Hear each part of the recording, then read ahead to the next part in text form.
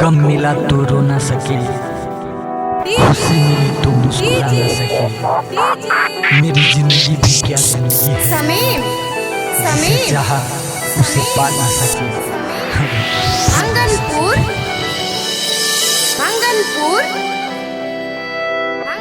प्यारी कइलू कबो, धोखा दी हलू कबो, खूब सतइलू कबो जानम हो। याद ना कइलू कबो, नींद चुरइलू कबो, पागल बनइलू कबो जानम हो। जब प्यारी हमारा तू ना कइलू, तो बात कइला से का फायदा।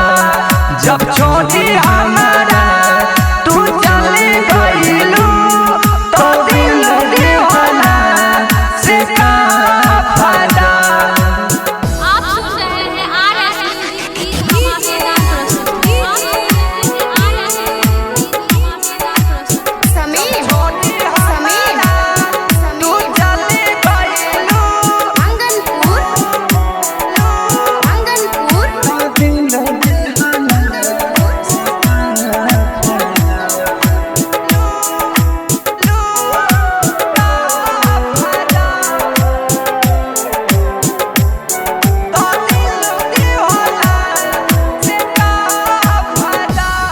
कबू प्यार को के हमरा के पागल तू हम के बना दिहलू।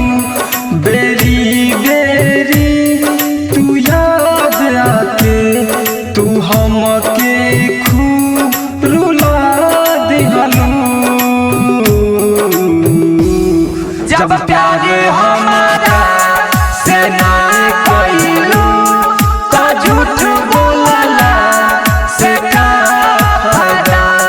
जब छोड़ी हमारा तू चल गइलू, तो दिल दीवाना से का फायदा। आप सुन रहे हैं आर्या म्यूजिक की धमाकेदार प्रस्तुति।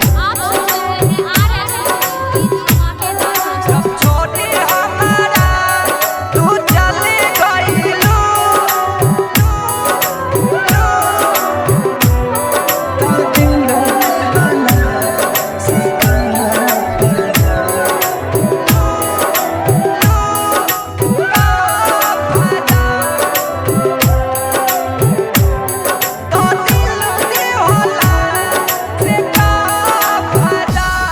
तू चली गइलू जे ससुरा हो। मरे खातिर तू छोड़ गइलू। बिकी शिवम नीतीश के तू कबो तू नाही अपनैलू।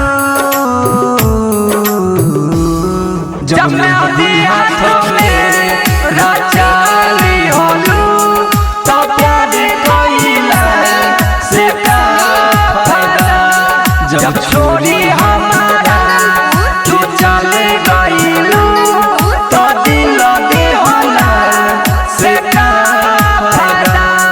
जब छोड़ी हमारा तू चल गइलू, तो दिल दिहला से का फायदा।